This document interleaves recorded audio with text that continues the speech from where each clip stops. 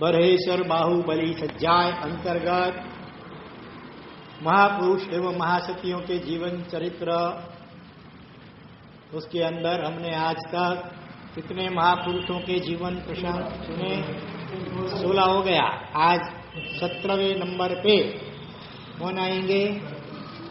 पुंडरीय के बाद में केसी स्वामी आएंगे। पुंडरियो केसी करकंडू। तो केसी स्वामी का नाम तो आपने कितनों ने सुना है पहले? अच्छा, कौन थे वे? शाबाश। क्या बोला? किसके गण? महावीर स्वामी के? तो आदिनाथ के? किनके थे? पार्श्वनाथ भगवान के गणधर थे। पार्श्वनाथ भगवान और महावीर स्वामी के बीच में कितना आंकड़ा है? 250 साल का। और पहले के जमाने में आयुष्य लंबी होती थी, तो पार्श्वनाथ भगवान के जो गणधर वो महावीर स्वामी तो केवल ज्ञान हो गया, और गौतम स्वामी आदि दीक्षा ली। बाद में एक बार दोनों का मिलन होता है, केसी स्वामी और गौतम स्वामी का। तो उस वक्त पार्श्वनाथ भगवान के समय में कितने महाव्रत होते थे साधु के? 4। और कपड़े भी व्हाइट एंड व्हाइट का कोई नियम नहीं था, सफेद भी पहन सकें और रंगीन भी पहन सकें। सहज से निर्दोष जैसा मिल जाए वो पहन लेते, क्योंकि बीच के 22 तीर्थंकर के समय के साधु के कैसे होते हैं? साधु साधी अथवा लोग अभी कैसे होते हैं? अधिकांश लोग रुजु, सरल, और साथ में कैसे होते हैं? साथ में प्राज्ञ। प्राज्ञ माने बुद्धिशाली, हृदय से सरल, ऐसे होते हैं। इसीलिए दोष लगने की संभावना देखें तो टाल दे, रमीन कपड़ा नहीं ले, अपने को आसक्ति होती हो ऐसी, और ऐसा नहीं है अगर तो ले भी ले, उनके लिए कोई ऐसा प्रतिबंध नहीं है। जबकि अभी हम अंतिम तीर्थंकर के समय में अधिकांश जीव मनुष्य कैसे होते हैं? वक्र और जड़, अधिकांश, ऐसे एकांत नहीं है बड़े। तो इसीलिए यहाँ अभी 5 महाव्रत है। हालांकि वो 4 महाव्रत में भी 5 का समावेश हो जाता है। चौथा जो उस जमाने में चौथा व्रत परिग्रह वीरमण व्रत था, उसी में स्त्री को भी एक परिग्रह समझ करके वो ब्रह्मचर्य व्रत भी उसके साथ में समाविष्ट हो जाता था। वो लोग सरल थे, इसीलिए अभी यहाँ तक स्पष्ट नहीं कहेंगे तो जल्दी लोग स्वीकारेंगे नहीं, इसीलिए वो 4 में से 5 बना करके कहने पड़े। और भी कपड़े का फर्क और भी थोड़ा सा जो फर्क था, तो दोनों मिले और केसी स्वामी ने अपने शिष्यों को और लोगों को भी प्रतिबोध हो, इसके लिए ये सब प्रश्न पूछे और गौतम स्वामी ने उनके सचोट जवाब दिए। फिर आखिर उन्होंने 5 महाव्रत कर लिया। उन्होंने केसी स्वामी तो बड़े थे ना, पार्श्वनाथ भगवान के वंशधर थे, और गौतम में तो महावीर स्वामी के बीच में कितना ज्यादा डिफरेंस था। फिर भी देखो उनकी कितनी लघुता, निर्भिमानिता। मैं बड़ा हूं, मैंने आपसे पहले दीक्षा ली है, मैं तो पार्श्वनाथ का वंशधर हूं, इसलिए मेरी बात आपको माननी पड़ेगी, ऐसा अपना कोई आग्रह रखा नहीं। जैसा समय अभी शासन आ गया है महावीर स्वामी का, अगर हम 4 करेंगे और वो 5 करेंगे महाव्रत, कपड़े ऐसे हम रंगीन पहनेंगे, वो सफेद पहनेंगे, तो लोक में विदा होगी। एक ही श्रमण परंपरा के हैं सब, लेकिन इतना भेद क्यों?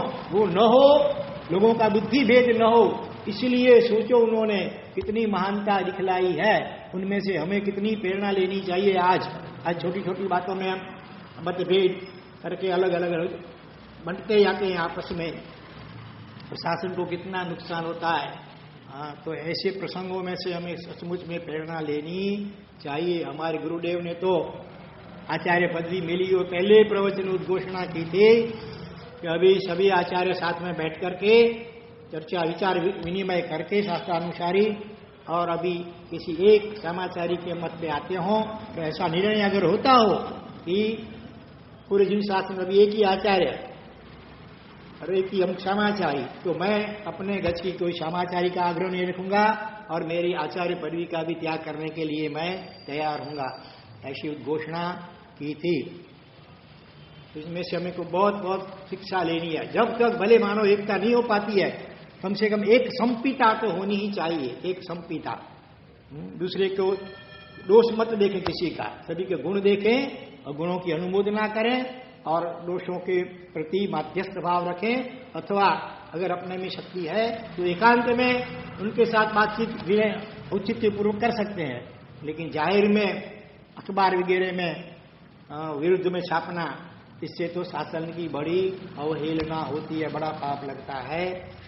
तो ऐसे केसी स्वामी उदार दिल वाले थे, प्रचार ज्ञान के धारक भी थे, गणधर भगवंत थे।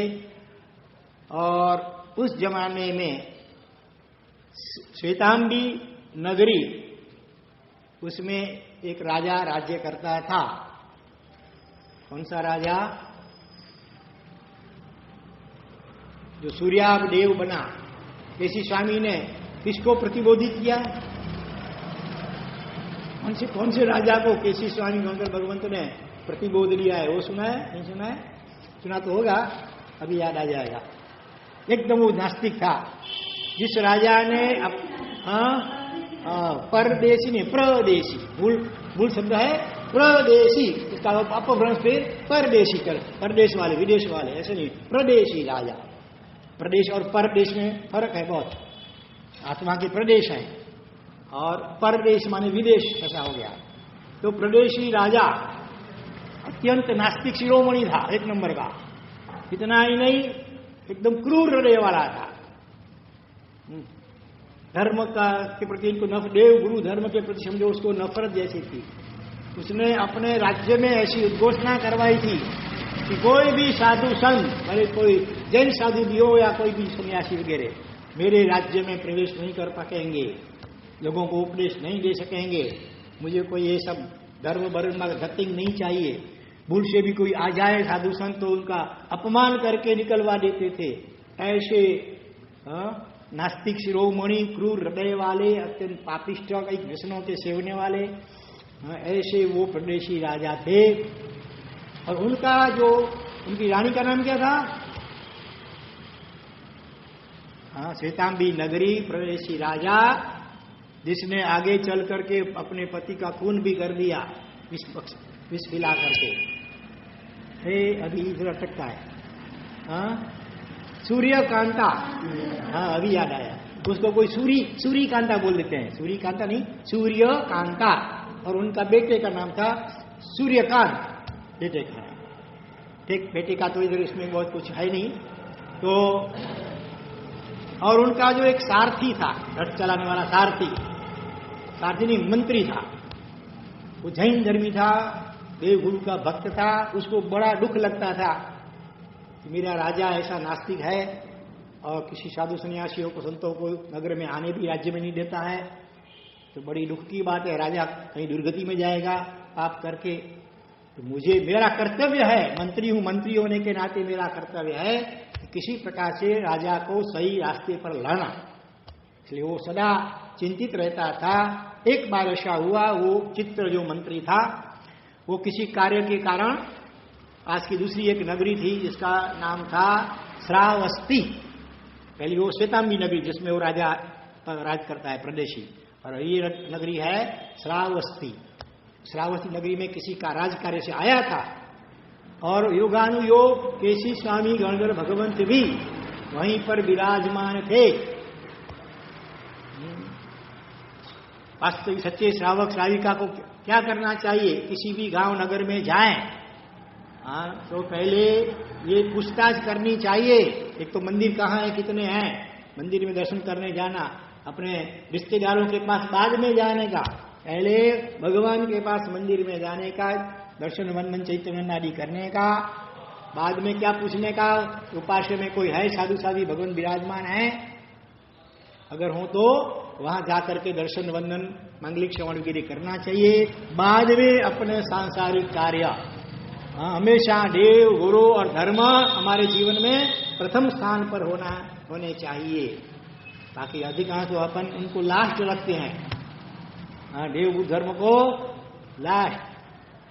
आपके यहाँ कोई शादी जैसा कोई अच्छा प्रसंग हो, भोजन का आयोजन हो विशाल, तो उसमें सबसे पहले आप किसको बिठाते हैं भोजन के लिए?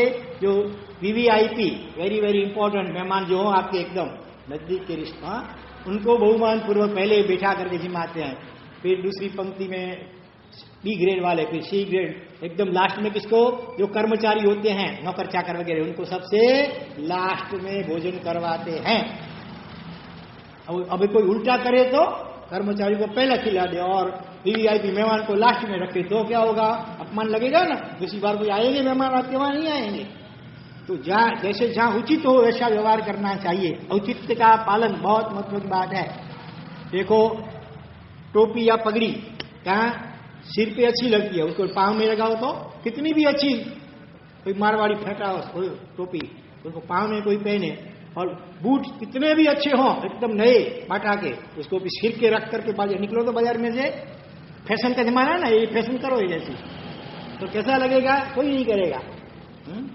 जो जहां उचित है, जिसका ध्यान जहां होना चाहिए वहां अगर हो तो उसकी शोभा है। बूट अगर पांव में है तो उसकी शोभा है।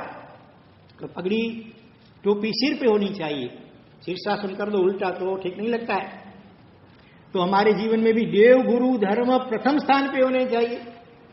हाँ, संसारी कार्य दूसरे या तीसरे स्थान में होने चाहिए।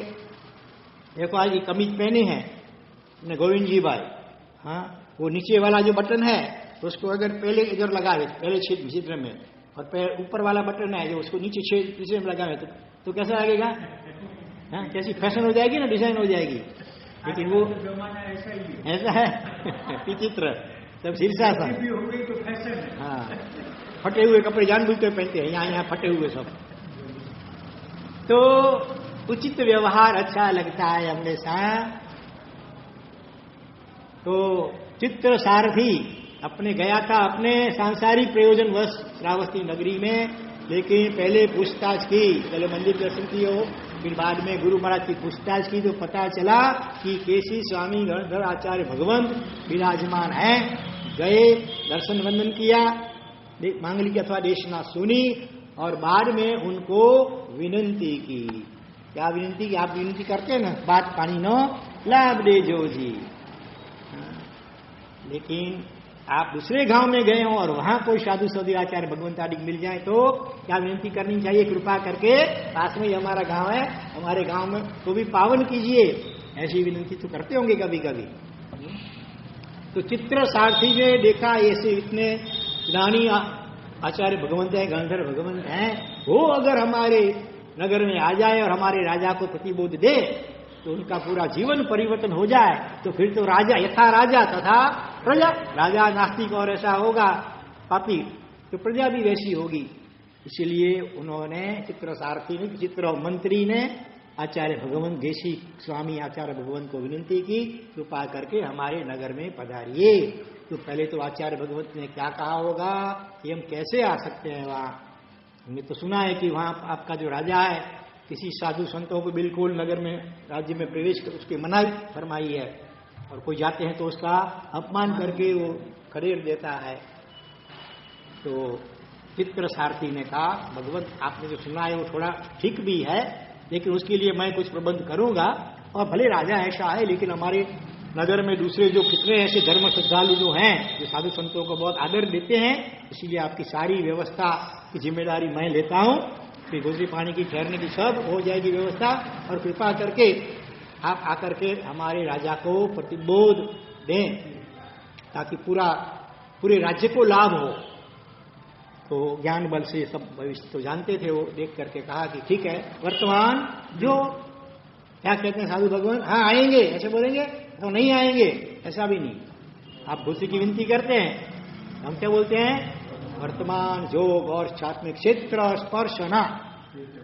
आप विनती करते हैं आपके क्षेत्र में आने की, अगर यानी भगवंतों के ज्ञान में लिखा होगा तो अभी आ सकेंगे, लेकिन हाँ या ना स्पष्ट रूप से नहीं बोल देते हैं। यानी भगवंतों ने कितने अच्छे व्यवहार सिखाए हमको। दूसरी के लिए आप आए, विनती की और हमने हाँ बोल दी मानो, बाद में हाँ बोली तो आने का भाव भी था, लेकिन कोई संजोग ऐसा हो गया कि रास्ते में दूसरे लोग मिल गए, बहुत आग्रह किया, ले गए अपने घर और इतना घोरा दिया, जगह नहीं बची, आपका घर तो दूर है, तो वहां तक अभी आ सके तो बीच में और कितने घर है, और गोत्री का बिल्कुल खप भी नहीं है तो कभी नहीं आ सकेंगे मानो। तो आपको क्या होगा, महाराज साहब ने हाँ बोला था और फिर मुकर गए, महाराज फिर गए, बदल गए। महाराज से अभी झूठ बोलते हैं, हमारा तो 5 मार्ग दूसरा महाव्रत है, मन से वचन से काया से, थोड़ा सा भी झूठ, हाँ क्रोध से लोभ से भय से और हास्य से भी नहीं बोलना, तो फिर आपको नेगेटिव भाव हो जाएगा, श्रद्धा चलित हो जाएगी। और अगर ना बोल दिया नहीं आएंगे और फिर कोई ऐसे संजोग बैठ गए, किसी वसात संजोग वसात आ गए हैं, तो भी ठीक, तो भी मिसावार जैसा हो जाएगा। इसलिए हाँ भी नहीं बोलना, ना भी नहीं बोलना चाहिए। कई बार ऐसा होता है, एक गुजराती में कहावत है, हाँ कहिए तो हाथ कपाए, ना कहिए तो नाक कपाए। कोई परिस्थिति ऐसी हाँ बोले तो उसमें हाथ कटे, ऐसी कोई परिस्थिति हो, और ना बोली जाए तो इज्जत का सवाल, नाक कटे जैसे हो जाता है। तो ऐसे संजोगों में बीच वाला कोई मध्यस्थ रास्ता निकालना चाहिए कि नहीं। बुद्धिमान लोग ऐसा करते हैं, सांप भी मरे नहीं, लाठी टूटे नहीं, ऐसे ये भी कहावत है। तो इसी प्रकार से ऐसे कुछ संजोगों में या तो मौन रहना चाहिए, मौनम सर्वार्थ साधनम, सभी कार्यों को सिद्ध करने वाला है मौन। मिनिया भली मार कच्ची में कहें तो, सबसे भली चुप हिंदी में कहें तो, और अंग्रेजी में कहें तो साइलेंस इज गोल्डन। तो चित्र सारथी ने, हाँ आचार्य भगवान ने कहा वर्तमान जो उस वर्तमान समय में जैसे संयोग होंगे वैसा करेंगे। हाँ भी नहीं बोलते, अभी ना भी नहीं बोलते हैं, जिस समय जैसा संयोग होगा उसके अनुसार होगा। ऐसा बीच वाला मध्यस्थ उत्तर देते हैं। और साथ में क्षेत्र स्पर्शना भी कहा आचार्य भगवंत ने, और मन में, और वो समझ गया था तो इतना कहा है तो मोघम में कहा है तो आने की संभावना है। उधर जाकर के, पहले जमाने में उपाशय नहीं थे समझो, औषधशाला कभी थी नहीं, तो उससे पहले तो बहुत पहले तो उद्यान में ठहरते थे साधु भगवंत। आते गांव के नगर के बाहर उद्यान होता था, वहां कुछ ऐसी सुविधा भी रहती थी तो वहीं पर ठहरते थे, गांव नगर में नहीं आते थे। और नगर लोग भी सब दर्शन वंदन करने के लिए, व्याख्यान देशना श्रवण करने के लिए वहां जाते थे। और आजकल आप लोग बहुत व्यस्त हो गए हैं, इसको आपको टाइम नहीं है, इसलिए हमको भी फिर इधर आना पड़ता है, ताकि वास्तव में बाहर हो तो अच्छा, प्रकृति की गोद में उद्यान में ज्ञान ध्यान स्वाध्याय भी अच्छा हो, कोई ऐसे निमित्त भी नहीं मिले। आजकल तो नगरों शहरों में तो सिनेमा का पोस्टर और भी कई पर उठभट वेशभूषा कितने निमित्त होते हैं, वहां पर तो प्रकृति की गोद में एकदम शुद्ध वातावरण होता है, तो स्वाध्याय ज्ञान ध्यान आत्म साधना भी अच्छी होती है। और जिनको जिज्ञासा होती है तो अपने आप खींच करके वहां जाते हैं। तो चित्र जो था मंत्री, उसने आकर के उद्यान पालक को सबको खबर दे दी कि देखो ऐसे सफेद कपड़े वाले आएंगे वो, और साथ में वो नीची दृष्टि से देख करके चलते होंगे। जैन साधु का परिचय, वो तो जैनेतर थे ना, और कितने महीनों या सालों से किसी को आने की मनाई थी, तो उद्यान पालक को भी शायद मालूम नहीं जैन साधु कैसे होते हैं, इसलिए उसने थोड़ा आउटलाइन किया ये प्राय करके सफेद कपड़े होंगे, हाथ में डंडा होगा, ऐसा ही होगा सब भी, और नीचे देख करके ऐसे चलते होंगे। तो उनको यहाँ बहुमान पूर्वक तुम ठहराना, राजा के आदेश का निकाल मत देना, उनको ठहराना और गुप्त रूप से आकर के मेरे कान में मेरे खबर भी दे देना, बाकी की फिर मैं संभाल लूंगा। इस प्रकार से उद्यान पालकों को चित्र मंत्रीश्वर ने आदेश दे दिया है। और कुछ दिनों के बाद धीरे धीरे विहार करते हुए केसी स्वामी आचार्य गणिधर भगवान वो कौन सी नगरी, श्रावस्ती नगरी में पधारे हैं। और चित्र मंत्री के आदेश के अनुसार उद्यान पालकों ने उनको ठहराया है बहुमान पूर्वक, और जाकर के सारथी मंत्रीश्वर को भी खबर दी। तो चित्र मंत्री भी उन्होंने क्या किया, राजा को कहा राजन चलो, अभी अभी कोई अच्छे नए घोड़े भेंट दे गए हैं। पहले के जमाने में राजा को बख्शिश में अभी कोई घोड़े हाथी या जवाहरात देते थे, तो जरा उसको दे दें, जरा कैसे चलते हैं देखे जरा, ऐसा बोल करके राजा को तैयार कर दिया। दोनों घोड़े पर बैठ करके उधर उधर उद्यान थोड़ी दूर घूमे फिरे और वापिस लौट, चलो जरा बगीचे में आराम विश्रांति करें, ऐसा बोल करके राजा को युक्ति पूर्वक वो बगीचे में ले आया है। और उधर किसी पेड़ के नीचे बैठ करके थोड़े से श्रद्धालु लोग जो होंगे सत्संग के प्रेमी, उनको तो मंत्रीश्वर ने खबर दे दिया था, वो लोग पहुंच गए थे, आचार्य भगवान का दर्शन वंदन किया और उनका उपदेश चल रहा था। ऐसे मौके पर राजा और मंत्री उद्यान में प्रवेश हैं और उनकी तो मेघ गर्जना जैसी उनकी बड़ी आवाज थी आचार्य भगवान की। तो राजा ने कहा अरे ये कौन, बड़ी बड़ी आवाज से कौन बोल रहा है इधर। राजा देख करके मैं बोलता हूं, उसको मालूम तो सब था, बड़ा गया वापिस आया और राजा को कहा राजन लगता है कोई जैन साधु लगते हैं, उपदेश दे रहे हैं मेरे मनाई और क्यों आए। तो राजन ऐसा करो, सीधे सीधा अपमान करेंगे तो अच्छा नहीं लगेगा, आपके लिए प्रजा भी कैसा बोलेगी, निंदा टीका करेगी, अपन चलते हैं। आप उनको ऐसे, आज की भाषा अंग्रेजी में कहते क्रॉस क्वेश्चन करना, ऐसे टेढ़े मेढ़े प्रश्न पूछना, उनको जवाब नहीं आएंगे तो अपने आप वो भाग जाएंगे, चले जाएंगे, अपना काम भी होगा और सीधी रूप से उनका अपमान भी करने की जरूरत नहीं पड़ेगी। ऐसे पटा लिया, मना लिया राजा को। राजा ने कहा ठीक है, ये ठीक है। जाते हैं राजा और मंत्री दोनों। राजा ने तो हाथ भी, कई लोग आते हैं ऊपर से भी मालूम हाथ छोड़ करके आना चाहिए, इसके बदले में हाथ पीछे रख के आते हैं। और प्रवेश करते क्या बोलना चाहिए, मत है वंदामी, तो पहले तो निशी ही बोलना चाहिए, जैसे मंदिर में भी निशी बोल करके प्रवेश करते हैं, ऐसे उपाश्रय में भी प्रवेश करते समय क्या बोलना चाहिए वीरेंद्र भाई, निशी ही आई बोलती हो ना, क्या नहीं जाए निशी। निशी का मतलब निषेध, निषेध माने नहीं करना। अब मैं मंदिर अथवा उपाश्रय में आया हूं तो अब कोई सांसारिक विचार, वाणी और वर्तन तीनों, मन से कोई ऐसे सांसारिक विचार नहीं करूंगा, वाणी से कोई ऐसे शब्द नहीं बोलूंगा और काया से कोई ऐसी चेष्टा या प्रवृत्ति नहीं करूंगा जो मंदिर उपास्य से विरुद्ध हो। यह अर्थ है निशी ही आय का। तो निशी ही बोल करके मंदिर में नमो जीनामी, उपास्य में मथ एण वंदामी, मथेण वंदामी, क्या बोलना, मथ एण वंदामी बोल करके प्रवेश करना। तो राजा को तो सब मालूम नहीं ना, और को तो अपमान ही करना, तो जान हाथ पीछे रख करके गया है। और मंत्री ने भी इशारा किया, कोई सामने बैठ गए। आचार्य भगवान ने उपदेश अपना थोड़ा चालू रखा, उसमें कुछ जानबूझ करके समझ तो गया राजा की ड्रेस, और मंत्री को भी देखा, मंत्री ने भी इशारा कर दिया, समझ गए, ज्ञानी भी थे। तो ऐसी कोई आत्मा की बात निकाली, सीधा राजा ने ऑब्जेक्शन लिया, ठहरो, आगे फिर बाद में बोलना, आप गलत बोल रहे हैं, आत्मा बात्मा जैसा कुछ है ही नहीं। आप कहते हैं आत्म कल्याण के लिए मनुष्य जन्म पा करके 84 लाख जीवा योनि में परिभ्रमण करते हुए हमारी आत्मा को बहुत पुण्य के उदय से मनुष्य जन्म मिला है, उसमें पाप नहीं करनी चाहिए, धर्म करना चाहिए वगैरह जो आप कहते हैं। पाप करेंगे तो नरक आदि दुर्गति होती है, पुण्य करने से स्वर्ग आदि सदगति और अंत में मुक्ति होती है। लेकिन सबसे पहले तो आत्मा ही जैसी कोई चीज ही नहीं है। आप लोग गलत प्रजा को गलत संदेश दे रहे हैं, उसका फिजूल टाइम बर्बाद कर रहे हैं। अगर आत्मा हो तो दिखाओ मुझे। राजा क्या बोला, आत्मा अगर है तो मुझे दिखाओ। और आपको ये भी मैं बोल लूं, पहले भी मैंने ऐसे कई सन्यासियों के पैसे सुना था कि आत्मा की बात, फिर मैंने प्रयोग किए। क्या प्रयोग किया? एक चोर था, बहुत बड़ा चोर था, वो पकड़ा गया, उसको देहांत सजा देने थी।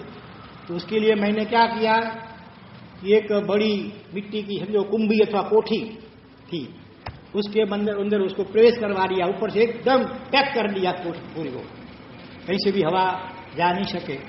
और कुछ समय के बाद वो उसको खोला तो वो मर गया था, लेकिन कुछ घंटों के बाद देखा तो उसके शरीर में कीड़े भी उत्पन्न हो गए थे। तो आप कहते हैं आत्मा होती है शरीर में, तो अगर तो फिर ये तो पैक थी, तो आत्मा गई कहाँ, कैसे निकल गई बात? आत्मा अगर होती किसी, और मैंने वहां चौकीदारों को भी रखा था, तो किसी को आत्मा जाती हुई दिखाई नहीं दी, किसी को कीड़ों की आत्मा अंदर प्रवेश करते हुए दिखाई नहीं दी। अगर आत्मा होती तो किसी को तो दिखाई देती। हाँ, बोलो, ऐसे उन्होंने कुतर्क से दलील की। दूसरा ये भी कहा कि दूसरा एक ऐसा चोर था, भले वो सच्चा कहा होगा गलत कहा होगा, लेकिन ऐसे कहा राजा ने, दूसरा एक चोर था, उसको भी मैंने देहांत सजा की। और उसको मारने के लिए मैंने क्या किया,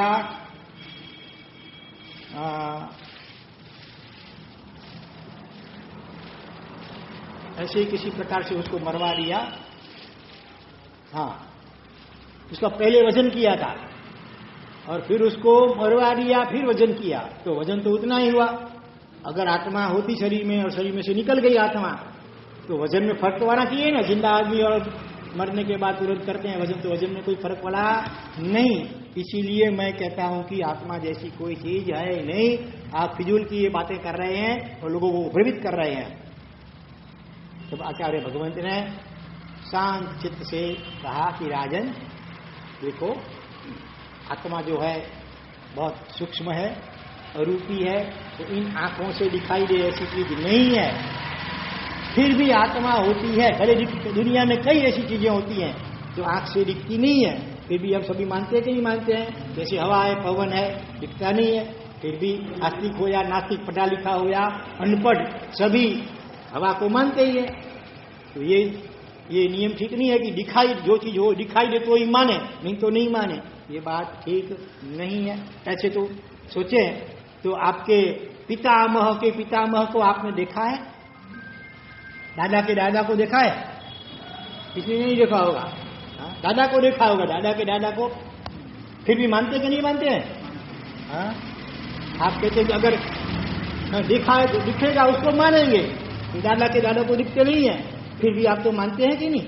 तो इसी प्रकार से पहले तो ये सिद्धांत ही गलत है कि जो दिखाई दे आंखों से उसका अस्तित्व मानना, और नहीं दिखाई देता हो उसको नहीं मानना, ये बात ही ठीक नहीं है। आत्मा भले दिखाई नहीं देती है क्योंकि अरूपी है, सूक्ष्म है, फिर भी आत्मा का अस्तित्व अनुमान से हम समझ सकते हैं। दादा के दादा का तो अनुमान से स्वीकारते हैं, देखा तो है नहीं। और हमारे माता पिता जो है उन्होंने भी अभी नहीं देखा दादा के दादा को, फिर भी मानते हैं क्योंकि पिताजी है तो हम हैं।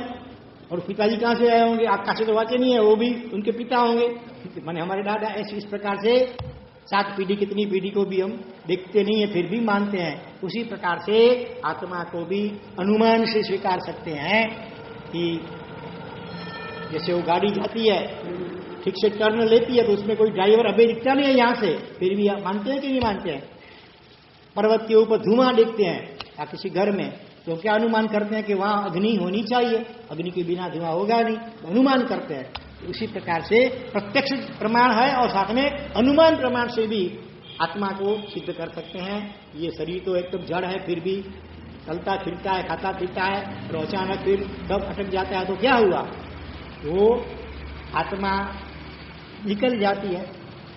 आजकल साइंस में लोग कहते हैं कि हार्ट फेल हो गया, तो हार्ट को चालू कर दो भाई। आज तो सभी पूरे शरीर के सभी अवयवों के ऑपरेशन हो जाते हैं। अगर हृदय बंद पड़ गया तो दूसरे किसी का हृदय लगा दो किसी का, लेकिन ये संभव होता नहीं है। इसलिए कोई कहते हैं कि भाई सांस निकल गई, सांस निकल गई तो दूसरी सांस डाल दो, ऑक्सीजन की नलियां नाक में लगी हुई थी, फिर भी जीव मर जाता आदमी। इसीलिए सांस ही आत्मा नहीं है, हृदय चलना वो ही आत्मा नहीं है। लेकिन आत्मा हृदय को भी चलाने वाला, सांस को भी चलाने वाला वो आत्म तत्व है। और आपने कहा कि वजन में कोई फर्क नहीं पड़ता है, तो आत्मा इतनी हल्की और सूक्ष्म है, अरूपी है, इसीलिए वजन में फर्क नहीं दिखता है। एक समझो चमड़े की या रबर का फुग्गा है, खाली फुग्गे को वजन करो, हवा भर के करो तो कोई खास फर्क पड़ेगा नहीं। आजकल भले एकदम सूक्ष्म मशीन हो उससे कर सकते हैं, लेकिन उस जमाने में जैसे कोई मशीन भी नहीं थे, तो हवा जैसे हवा का भी वजन खास नहीं होता है, उसी प्रकार से आत्मा भी ऐसी है, सूक्ष्म। और दूसरी बात, आप कहते हैं कि कोठी में से आत्मा निकली, दिखाई नहीं दी, तो मानो कोई हॉल है तो एकदम चारों ओर से एकदम बंद कर दो और फिर अंदर में कोई शंख बजाए तो शंख की आवाज बाहर सुनाई देगी कि नहीं सुनाई देगी? थोड़ी सी सुनाई देगी। एकदम पैक कर दो, भले कोई बारी बना एकदम बंद कर दो, फिर भी आवाज इतनी सूक्ष्म है कि वो बाहर किसी प्रकार से निकल जाती है।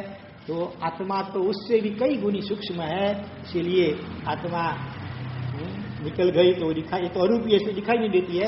और कोठी में से भी आत्मा बाहर निकल सकती है और भीतर भी प्रवेश, कीड़ों के आत्मा भीतर प्रवेश भी कर सकती है। इत्यादि प्रतितर्क और दृष्टांत आचार्य भगवंत ने दिए।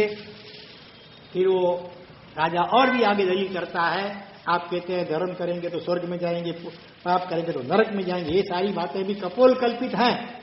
आज भी कई लोग ऐसे नास्तिक लोग मानते हैं ये सारी बातें गप हैं, ठंडी पोर के गप, काल्पनिक है। लोगों को डराने के लिए नरक की बातें की गई है, लोगों को प्रलोभन देने के लिए स्वर्ग की बातें की गई है।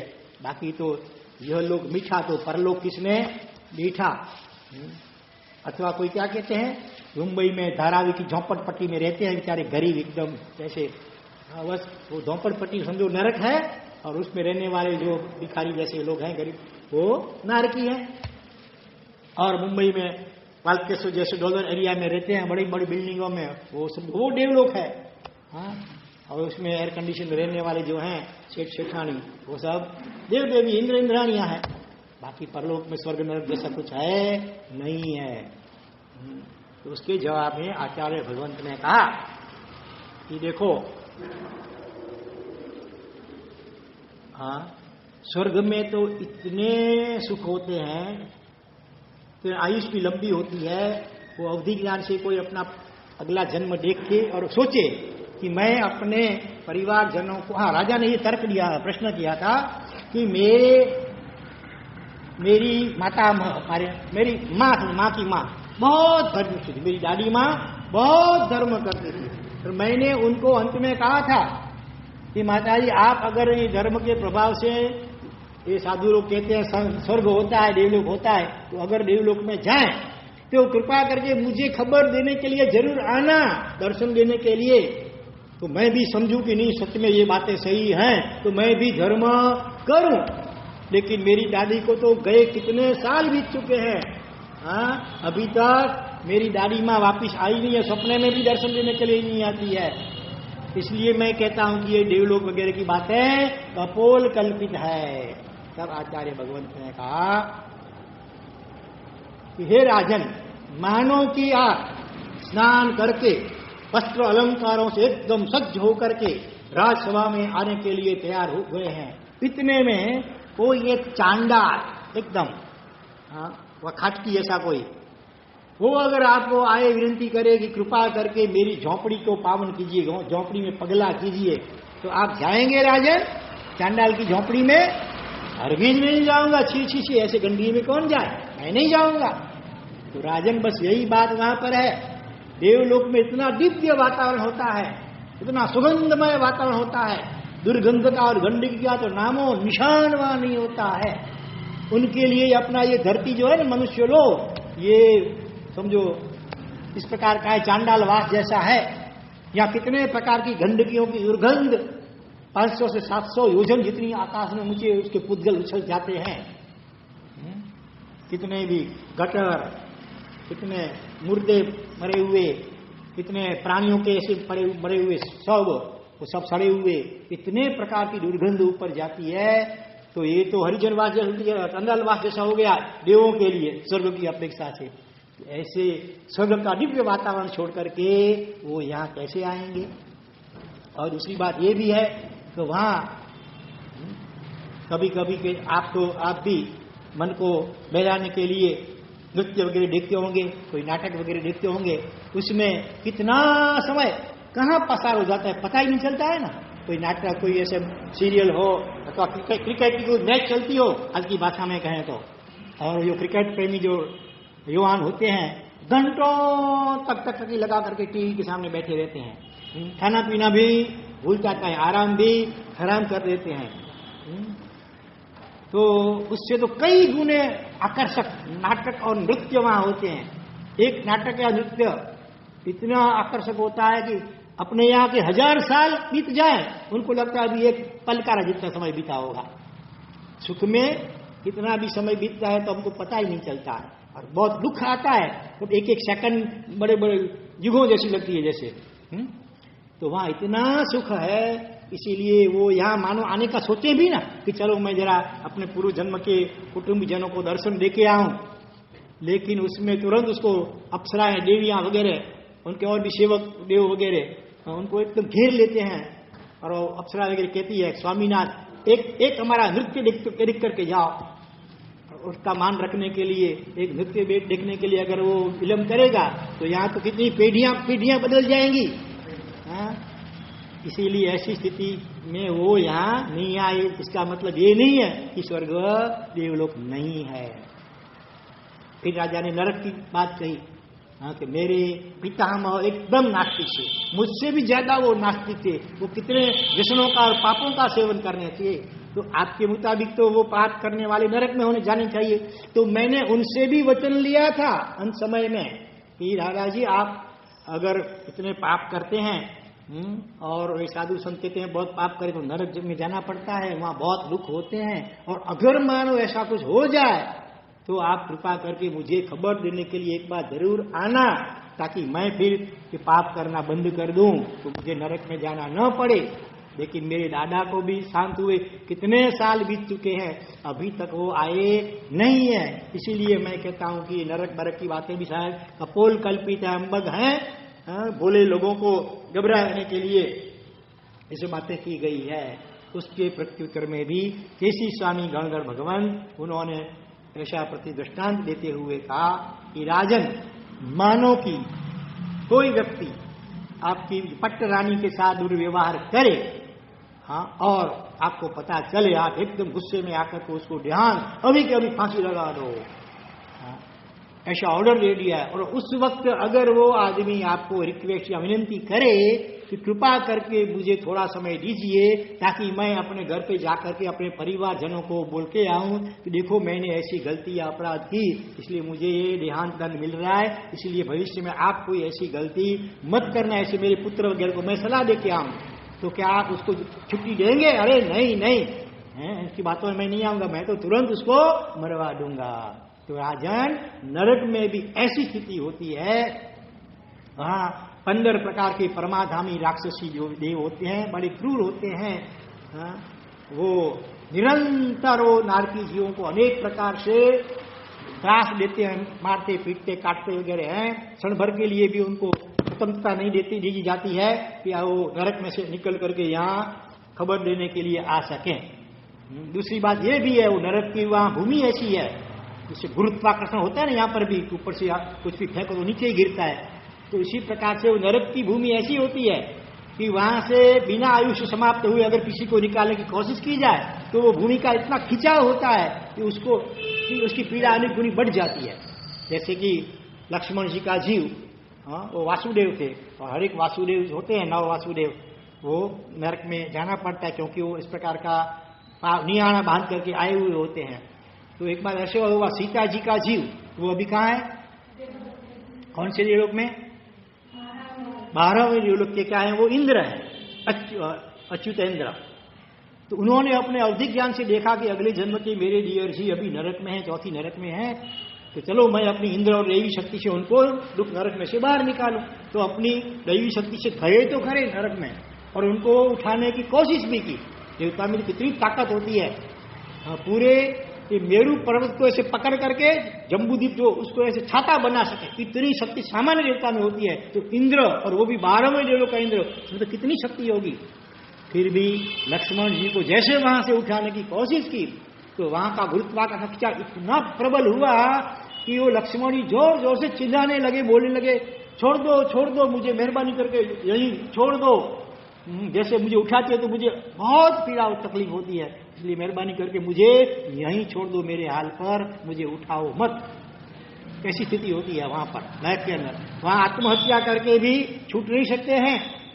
शरीर के राई के दाने जितने टुकड़े हो जाए ना, ये पीड़ा बहुत हो, लेकिन प्राण नहीं निकलते जब तक आयु समाप्त नहीं होती अपने आप। वहां शरीर कैसा होता है, वैक्रिय और पारे जैसा। थर्मोमीटर कभी टूट जाए, पारा बिखर जाए, वापिस ऐसा करो तो वैसा जैसा था वैसा हो जाता है। उसी प्रकार से वहां पर शरीर ऐसा होता है वैक्रिय कि शरीर के टुकड़े टुकड़े किए जाए, लेकिन फिर भी प्राण नहीं निकलते जब तक उनकी आयु अपने आप समाप्त नहीं होती है। और आयु भी कितनी लंबी लंबी वहां होती है। सबसे पहली नरक, उसमें मिनिमम कितनी आयु होती है, 10,000 साल की, और मैक्सिमम एक सागरोपम। पहली नरक की 1 सागरोपम, फिर दूसरी की मिनिमम 1, मैक्सिमम 3 सागरोपम, तीसरी की मिनिमम 3, मैक्सिमम 7 सागरोपम। ऐसे 10, 17, 22 और 33 सागरोपम की आयु 7वीं नरक में होती है। फिर तो इतनी लंबी लंबी आयु होती है। और दूसरी बात ये भी है, वहां कुछ नरकों में ठंडी भयंकर है, उसमें गर्मी भयंकर है। कैसी ठंडी होती है, मानो किसी नार, कल्पना खाली करो, असत कल्पना, किसी नारकी को वहां से उठा करके अगर पोष महीने की भयंकर ठंडी जब हो यहाँ पर, उसमें भी हिमालय की चोटी पर, एवरेस्ट पर, कितनी वहां सर्दी होगी भयंकर, माइनस कितने डिग्री जितना होता है टेम्परेचर, उसमें बर्फ के ऊपर उसको सुलाया जाए नारकी जीव को, तो एकदम उसको गर्मी लगेगी। माने उससे भी अनंत गुनी ठंडी नरक के अंदर है। कुछ नरकों में गर्मी भयंकर है। मानो गर्मी कितनी है, लोहे का गोला बड़ा, उसको उछाला गया आकाश में देवता द्वारा और नीचे गिरे, इतने में तो वो पिघल जाता है। इतनी असह्य अकल्पनीय वहां पर गर्मी होती है। करोड़ों अरबों खरबों फ़ारेनहाइट से भी ज्यादा वहां पर गर्मी होती है। वहां से अगर किसी नारकी को वहां से निकाल करके अगर ग्रीष्म ऋतु में, गर्मी के दिनों में यहाँ पर किसी टाटा जैसी अणुभट्ठी उसमें सुलाया जाए ना, उसको बड़ा एयर कंडीशन जैसा आराम लगेगा। इतनी अकल्पनीय भयंकर गर्मी कुछ नारकियों में होती है। तो इसीलिए ऐसी स्थिति में वो यहाँ पर तुम्हारे पिता वह नहीं आ सके, इसका मतलब यह नहीं है कि वो नरक जैसी कोई चीज नहीं है। और मैंने कुछ दिनों पहले व्याख्यान में आपको और भी वर्तमान काल के प्रमाण दिए थे। एक महाराज साहब देवता की साय से दूर से थोड़ा नरक का दर्शन किया।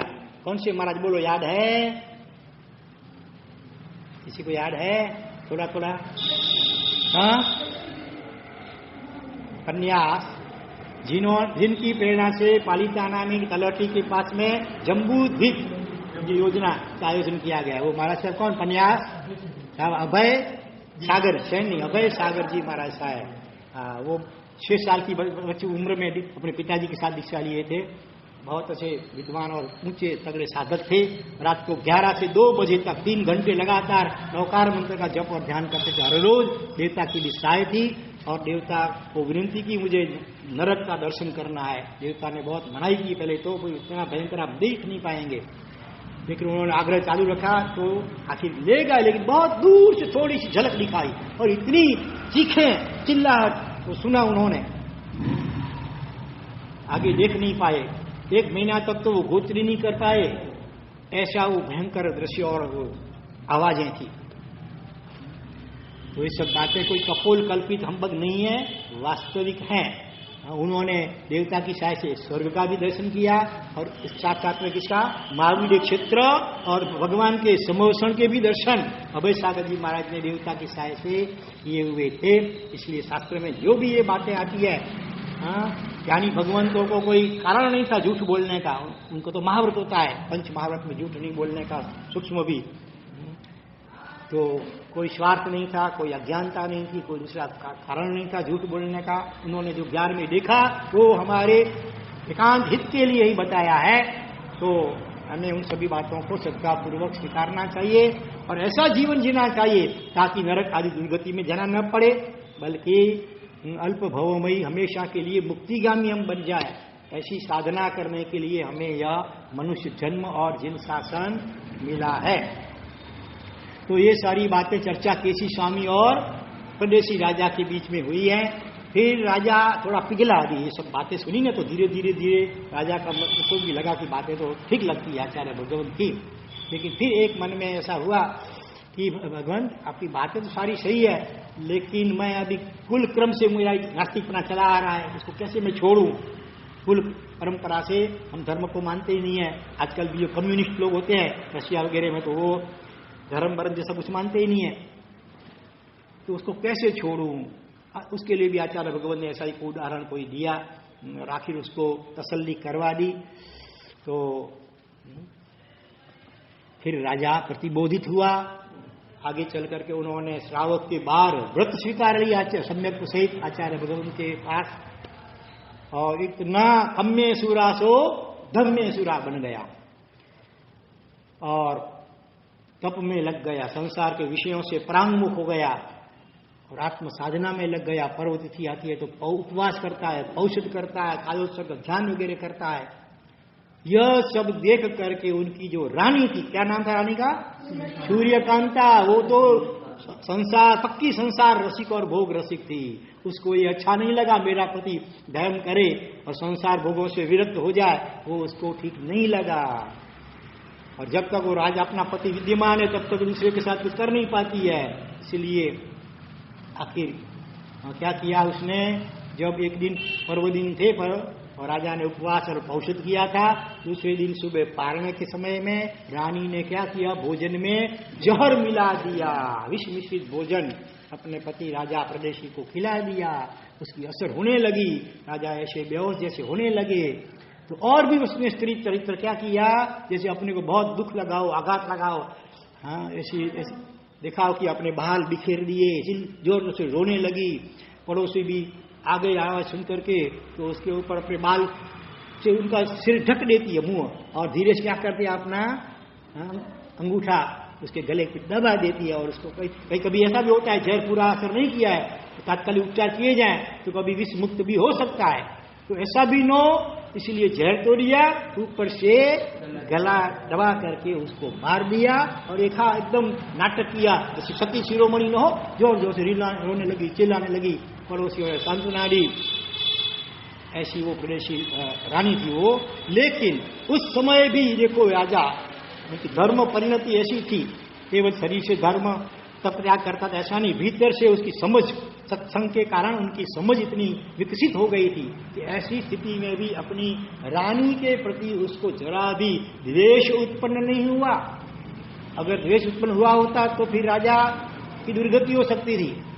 लेकिन आचार्य भगवंत के मुख से निरंतर जिनवाणी श्रवण करने के प्रभाव से उनको ये समझ आ गई थी कि कोई भी जीव कितना भी दुर्व्यवहार हमारे साथ करे, वो सब हमारा ही किसी अगले जन्म के किए हुए कर्म का विपाक है। वो तो जीव निमित्त मात्र है। किसी जन्म में हमने सामने वाले जीव को कोई ऐसी तकलीफ दी होगी, तभी हमारे लिए वो ऐसा व्यवहार कर रहा है।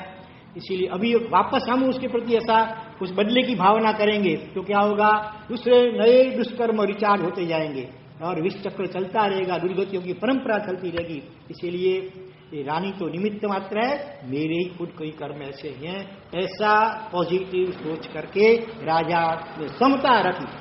आसान नहीं है ऐसी स्थिति में समता रखना। उपवास था, पालना था, और खुद की पत्नी ऐसा कर दे तो कितना दुख लगता है।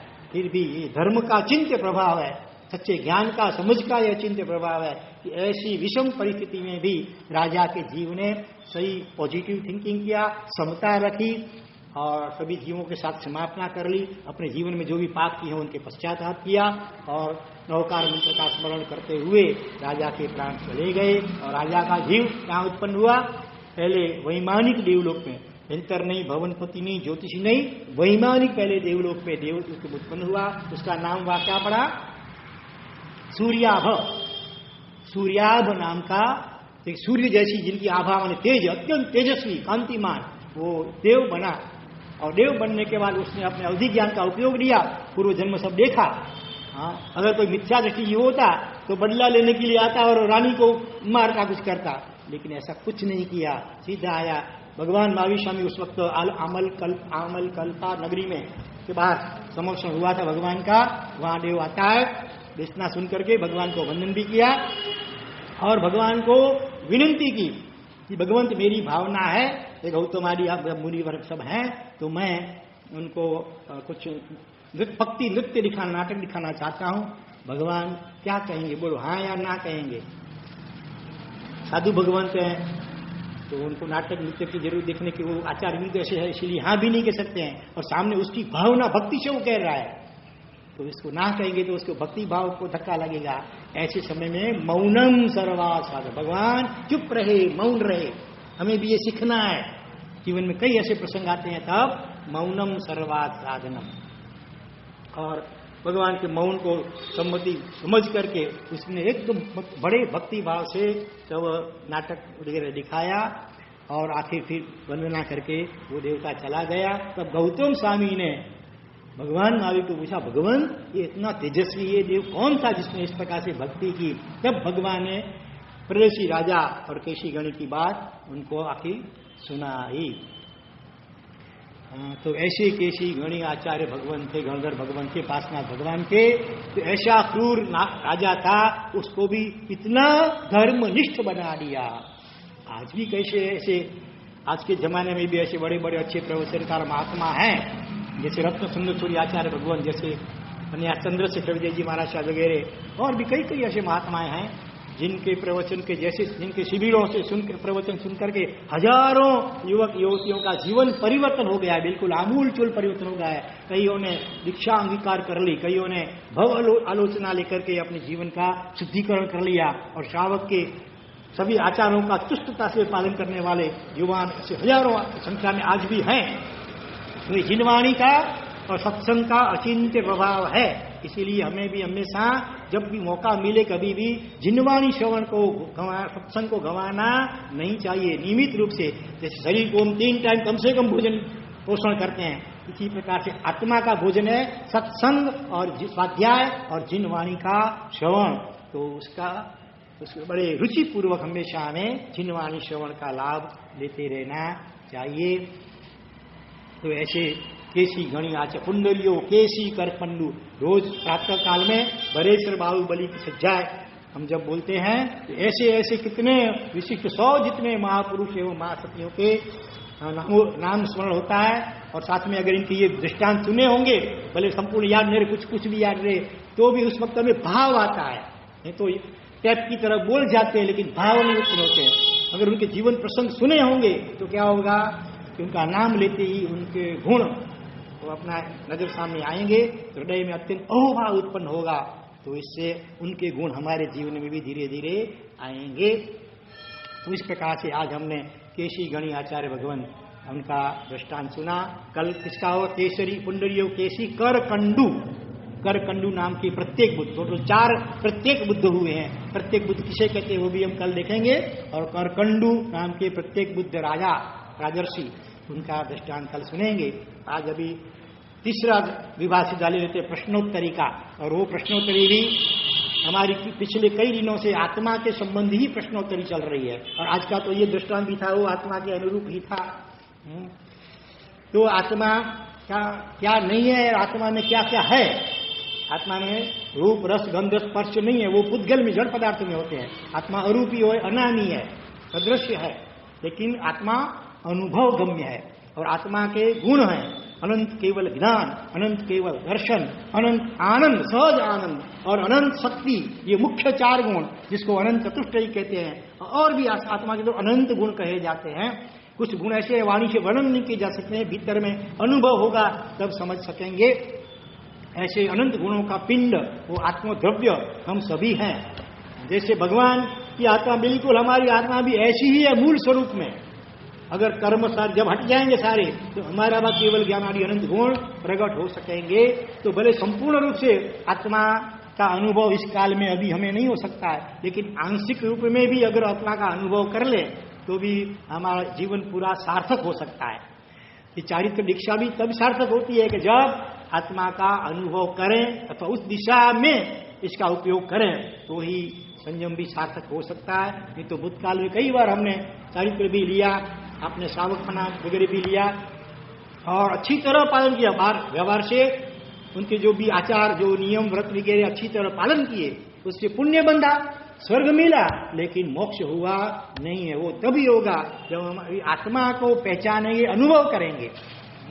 तो साथ में आत्मा अजर, अमर और अविनाशी है।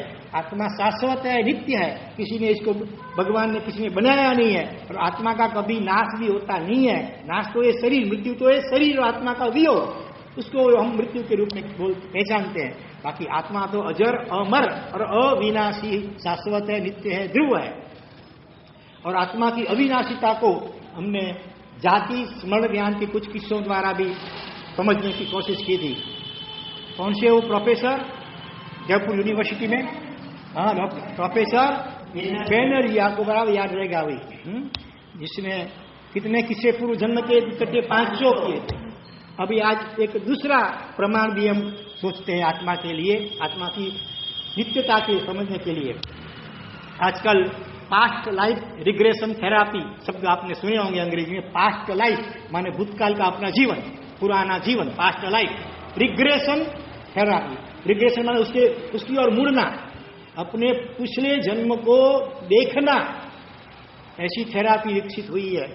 हाँ, जिसको हिप्नोटिज्म भी कह सकते हैं। हिप्नोटिज्म द्वारा पूर्व जन्म की स्मृति कराई जा सकती है। आपको करनी है बोलो तो हो सकती है, आज भी हो सकती है। हाँ, विज्ञान और धर्म, साइंस एंड रिलीजियन, चंद्र चटर्जी जी महाराज साहब की किताब, उसके अंदर एक डॉक्टर एलेक्जेंडर कैनन नाम का एक वैज्ञानिक, उसका उदाहरण दिया है। वो एकदम नास्तिक था, वो आत्मा परलोक पूर्व जन्म पुण्य जन्म कुछ नहीं मानता था, लेकिन बाद में उसने हिप्नोटिज्म सीखा। उसके भी अलग अलग स्टेज होते हैं। लास्ट जो 6ठा नंबर का स्टेज होता है ना, इतना डीप वो ले जाता है भीतर में कि पूर्व जन्म की स्मृति हो जाती है। तो उन्होंने अलग अलग 1300 से भी ज्यादा व्यक्तियों पर पूर्व हिप्नोटिज्म के 6ठे स्टेज का प्रयोग किया। सभी ने अपना पूर्व जन्म देखा, उसका जो वर्णन किया, उसने उसका क्रॉस एग्जामिनेशन किया। ये भी लोग बोल रहे हैं सच बात है कि कोई भ्रम तो नहीं है, जैसे कोई सपना देख लेते हैं कभी, ऐसा कोई भ्रम तो नहीं है। तो उन्होंने उस प्रदेश में जाकर के पूछताछ की। किसी ने कहा कि मैं अगले दिन पंजाब में था, अमुक जगह पे था, मेरे परिवार में इनका ये नाम था, तो वहां जाकर के पूछताछ करते हैं डॉक्टर एलेक्जेंडर कैनन। और ऐसे सभी जो किस्से थे सभी सही निकले।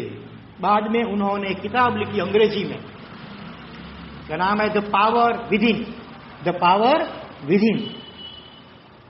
तो उसमें कई उदाहरण दिए उन्होंने, अपने जो प्रयोग किए ना, उसमें कई उदाहरण दिए। जैसे कि एक व्यक्ति को पानी को देख करके बहुत भय लगता था, वो इसके पास आया, इन्होंने ट्रांस में लिया हिप्नोटिज्म में, अपने पूर्व जन्म देखा।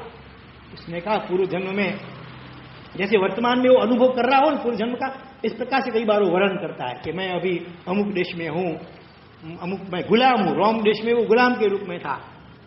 फिर पूछा गया तुम्हारी मृत्यु कैसे हुई, तब फिर उसने बताया कि मेरी कोई ऐसी छोटी मोटी गलती हो गई, तो मेरा जो मालिक था बहुत गुस्से हो गया और मुझे मृत्युदंड दिया।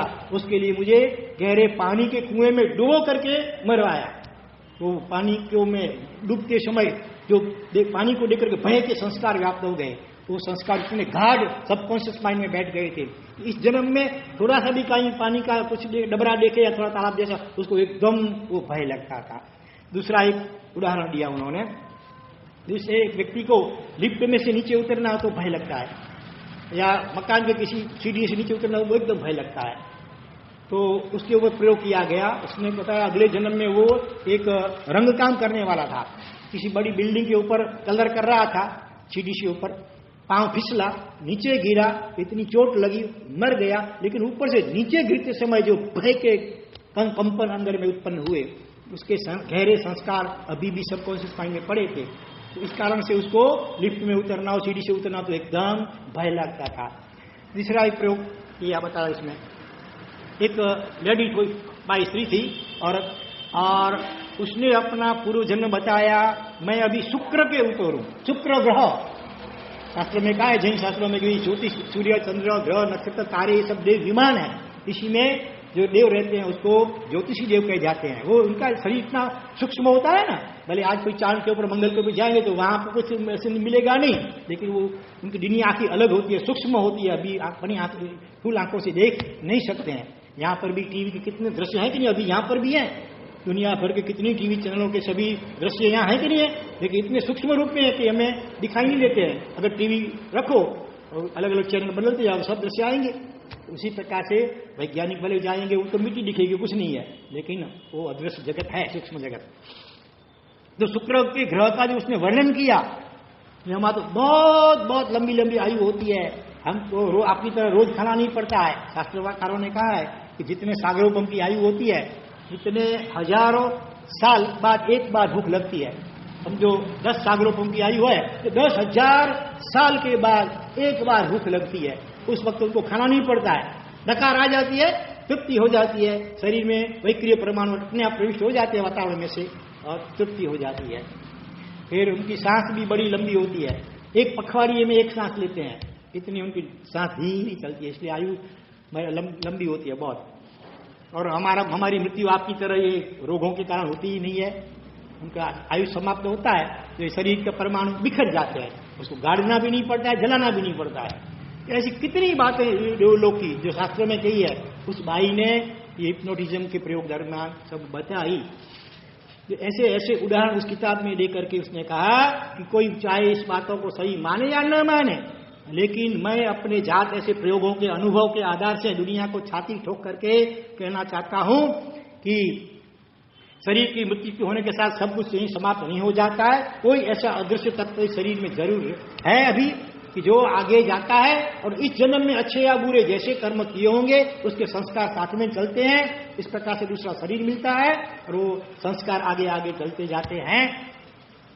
साथ में उसने ये भी कहा कि मानो एक व्यक्ति किसी का खून कर देता है, हाँ? तो अगर वो पकड़ा जाएगा तो ज्यादा से ज्यादा कोर्ट उसको देहांत दंड, फांसी देगी, बरोबर, मृत्यु दंड देगी। और एक व्यक्ति त्रासवादी है जो हजारों व्यक्तियों को ऐसे स्टैंड गन से गिर जाता है, हाँ? उसको भी कोर्ट सजा ज्यादा से ज्यादा कह देगी देहांत। तो ये क्या सही न्याय हुआ? एक का खून करने वाले को भी मृत्युदंड और हजारों का खून कत्ल करने वाले को भी मृत्युदंड, तो ये सही नहीं हुआ। लेकिन कुदरत में ऐसी व्यवस्था जरूर है कि जो जैसा करता है वैसा उसका फल भुगतना पड़ता है। ऐसी कई बातें उन्होंने लिखी है। तो इन सब प्रमाणों से भी सिद्ध होता है कि आत्मा नित्य है, शाश्वत है। शरीर के मरने के बाद भी सब कुछ यहाँ समाप्त नहीं हो जाता है। हम जो सूक्ष्म आत्मा है, परलोक में जैसा इस जन्म का हमारा कर्म उसके अनुसार दूसरा नया शरीर मिलता है। अनादिकाल से अनंत अनंत अनंत जन्मों से इसी प्रकार से हम भटकते रहे हैं नरक में, निगोद में, एकेंद्रियों में, पृथ्वी, पानी, वायु, अग्नि, वनस्पति, बेइंद्रिय, तेइंद्रिय, चौरेंद्रिय, पशु पंछी वगैरह के, समूर्षि, मनुष्य आदि के कितने कितने ऐसे भाव किए हैं। उन सबसे छुटकारा लेने का एक ही मौका है ये मनुष्य जन्म। उसमें भी जिन शासन जब हमको मिला है उसका ऐसा आत्म साधना करें। नहीं तो मेन बात ये है, हम क्या करते हैं अभी थोड़ी सी धर्म क्रियाएं करके संतुष्ट हो जाते हैं। धर्म क्रिया करेंगे अच्छी बात है, पुण्य बढ़ेगा, स्वर्ग मिलेगा, लेकिन मोक्ष कब होगा? आत्मा का अनुभव करेंगे तभी मोक्ष हो पाएगा। तो आत्मा का अनुभव करने के लिए क्या क्या करना चाहिए, वो बात हम अगले प्रवचन में रखेंगे। इस विषय में अभी और एक थोड़ी बात ही कह दूं आपको। अगर अपना पूर्व जन्म जानना है किसी को, तो आज को साइंस का युग चल रहा है। मुंबई के अंदर एक है डॉक्टर तृप्ति जैन, हम उनसे मिले हैं। तो भाई खुद जैन नहीं है, उनका पति जैन है, इसलिए पीछे जैन लिखाते हैं। डॉक्टर तृप्ति जैन, वर्सोवा, मुंबई में वर्सोवा है जो 7 बंगला नाना नानी पार्क, उसके सामने वहां उनका क्लिनिक भी है। और टीवी के ऊपर कुछ साल पहले उनके बहुत प्रोग्राम आते थे, एनडीटीवी में ऐसा कुछ उसका चैनल का नाम। उसमें राज पिछले जन्म का, राज माने रहस्य, पिछले जन्म का रहस्य। अच्छे अच्छे नामांकित व्यक्ति, फिल्म एक्टर हो, देश नेता वगैरह हों, अलग अलग कितने नामी अनामी ऐसे विशिष्ट व्यक्तियों के को प्रयोग वो करके दिखाती थी। उनको पूर्व जन्म में हिप्नोटिज्म द्वारा ले आ जाता था और वो खुद व्यक्ति अपने पूर्व जन्म को देखता है और सारा वो वर्णन करता जाता है, उसका रिकॉर्डिंग भी होता जाता है। कितने सारे प्रयोग उन्होंने करके दिखाए। तो हम मुंबई में थे अभी 2 साल पहले, तो हम मिले थे, हम गए थे वहां पर, उनको उपासना में बुलाया था और बहुत सारे प्रश्न मैंने उनको किए भी थे कि अगले जन्म में कोई समझो मनुष्य के सिवाय पशु पंछी हो, ऐसे कोई किस्से आए हैं आपके प्रयोग में? उन्होंने कहा वो भी आए, पशु भी होते हैं, पंछी भी होते हैं। और इतना ही नहीं, एक व्यक्ति को सर्दी बहुत होती थी, किसी प्रकार से मिटती नहीं थी, तो उसको ट्रांस में लिया गया। उसने अपना पूर्व जन्म पानी के अंदर पत्थर के रूप में दिखाया, नदी के अंदर पत्थर के रूप में दिखाया। तो उसने कहा ऐसा भी होता है, ऐसे प्रयोग भी होते हैं। तो उन्होंने भी हजारों व्यक्तियों पर अलग अलग प्रयोग किए हैं। आपको भी अगर करना है तो उसकी फी के मेरे ख्याल लगभग 10,000 रुपये के आसपास है। वहां जाते हैं, यहाँ बुलाते हैं तो 1,000-2,000 ज्यादा हो सकता है अगर यहाँ बुलाना हो तो। और आजकल तो ऑनलाइन भी हिप्नोटिज्म द्वारा पूर्व जन्म की स्मृति कराई जाती है। दिल्ली के अंदर ऐसे कोई हैं हिप्नोटिस्ट, नाम मेरे ख्याल से नारायण शर्मा ऐसा कोई नाम है, वो वीडियो कॉलिंग के द्वारा वहां से अपना जो वो क्या सुझाव देते हैं, संकेत देते हैं, वो तो हमने को लेट करके सुनने का होता है बस। तो सुनते वो जैसे सुझाव देते जाते हैं, ऐसा हम फीलिंग करते फिर वो ट्रांस में अचानक चले जाते हैं और हमारा जो कॉन्शियस माइंड है उसमें सो जाता है। और सबकॉन्शियस माइंड जो भीतर का अवचेतन मन, जिसमें सारे भूतकाल की स्मृतियां दबी हुई पड़ी है, वो जागृत होता है और उसमें अपने पूर्व जन्म सब दिखते हैं। उसका वर्णन जो वो प्रश्न पूछते जाते हैं, जैसे जैसा हमको दिखता है वैसा वैसा हम बोलते जाते हैं, उसका रिकॉर्डिंग भी होता जाता है। इस प्रकार से उनकी भी कुछ फी मेरे ख्याल से 3,000 के आसपास है। अगर ऑनलाइन आपको वो ग्रुप में भी होता है, आजकल तो 25-50 लोगों को एक साथ भी कराते हैं और व्यक्तिगत रूप में भी कराते हैं। दोनों की फी अलग अलग कुछ भी होगी पहले। तो ऐसे प्रयोग आज हो रहे हैं। इसीलिए कितना भी कोई नास्तिक होगा, अगर वो तटस्थ है तो उसको मानना ही पड़ेगा कि पुनर्जन्म वगैरह है। मृत्यु के साथ सब कुछ यहाँ समाप्त नहीं होता है। आलोक मिठा तो परलोक थोड़े इच्छा नहीं, परलोक भी है और आत्मा नित्य है, शाश्वत है। तो फिर परलोक है, आत्मा नित्य है, तो फिर हम क्या करें कि जिससे हमको कहीं परलोक में दुर्गति में जाना ना पड़े, सदगति हो और मुक्ति हो। तो उसके लिए क्या क्या कर सकते हैं भगवान ने और ज्ञानी भगवंतों ने जो उपाय बताए हैं, उसके विषय में हम चर्चा अगले व्याख्यान में करेंगे। आज बस इतना ही। जिन्हें आज मुझे बुलाया गया